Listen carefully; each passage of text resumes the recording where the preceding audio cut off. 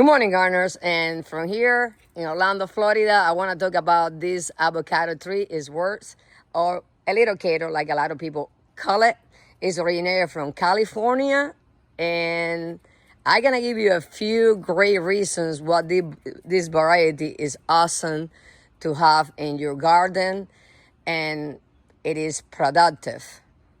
So the best reason, in my opinion, it is considered to be a dwarf. And in a lot of cold places, if you can keep an avocado in a container and have your own avocado, that is awesome. So this variety is considered to be a dwarf. You can keep it in containers. Right now, you see her. She's in a 15-gallon container, and it's producing. Look at the little fruit. The next one is extremely cold tolerance. That's another plus right there. So cold tolerance to 25 degrees. That is something.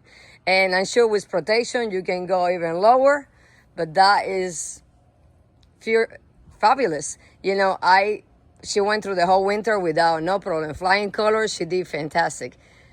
Next one is self-pollinator, A and B. So you don't need another avocado tree to get avocados. As you can see, she's all by herself here, and she's looking pretty good.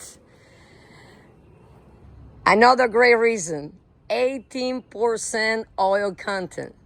So that means you're gonna get a creamy, nice tasting avocado with a pear shape, and the ratio to flesh to seed is pretty good.